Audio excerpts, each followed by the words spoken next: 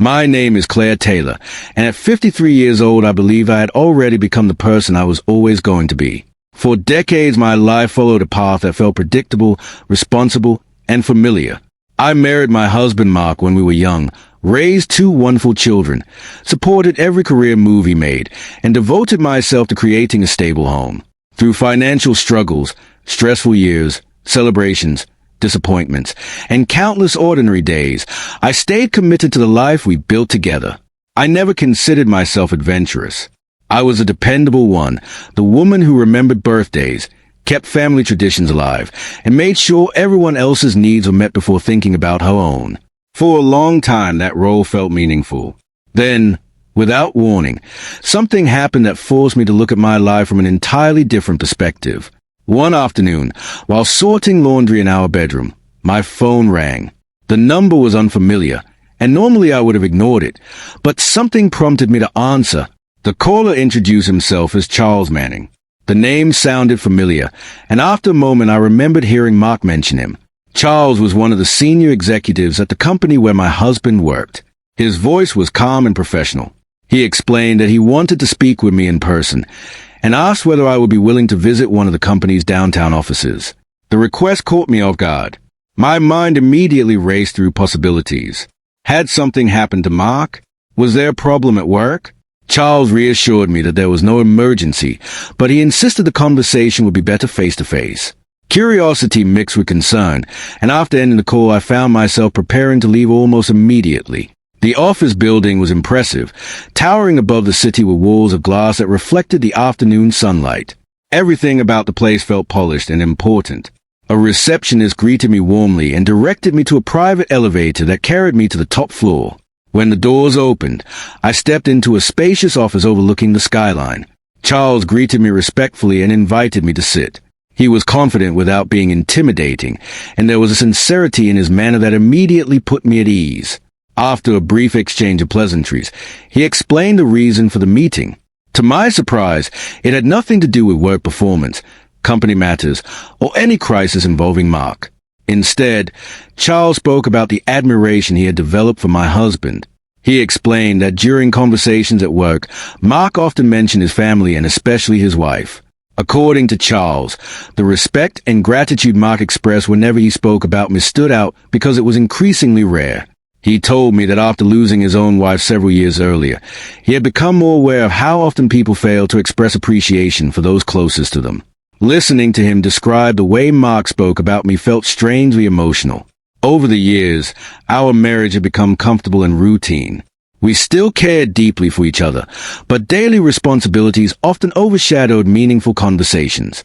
Hearing an outsider describe my husband's affection reminded me of things I had stopped noticing. I left the office feeling unexpectedly thoughtful. The conversation itself had been simple, yet it stirred something inside me. That evening I sat beside Mark on the couch and watched him talk about his day. Nothing about him had changed. He was the same man I had loved for decades. Yet for the first time in years, I found myself paying attention to details I usually overlooked. The way he smiled when discussing our children. The pride in his voice when talking about family achievements. The comfort of familiar routines. At the same time, another realization began to surface.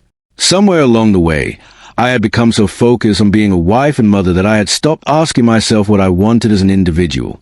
Over the following days, that thought stayed with me.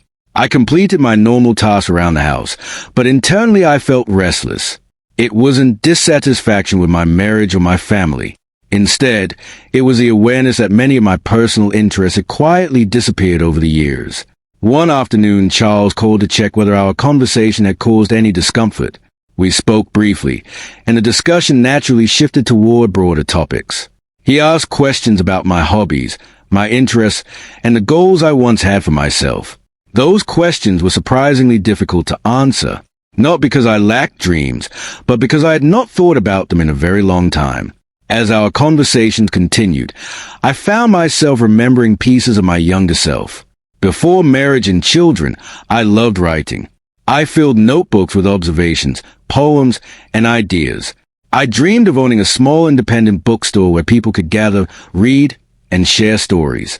Life had taken a different direction, and I had willingly embraced those changes, but remembering those ambitions awakened feelings I thought had disappeared forever.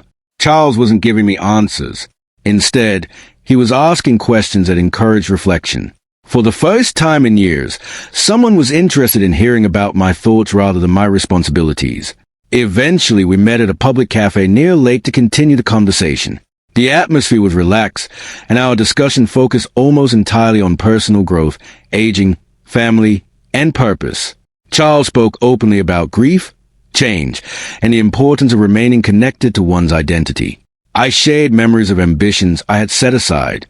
As we talked, I realized that the issue wasn't whether my life had been meaningful. It absolutely had been. The problem was that I had allowed my entire identity to become attached to the needs of other people. I knew how to support others, but I no longer knew how to invest in myself. That realization stayed with me long after the meeting ended. Over the next several weeks, I began making small changes. I started writing again. At first, it was only a few paragraphs each morning, but gradually the habit returned.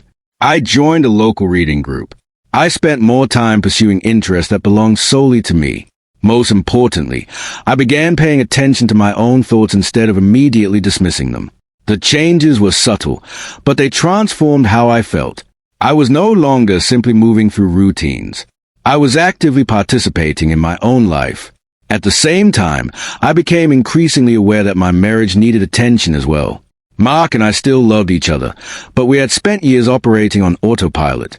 We discussed schedules, bills, appointments, and family obligations, yet rarely talked about our hopes, fears, or personal growth.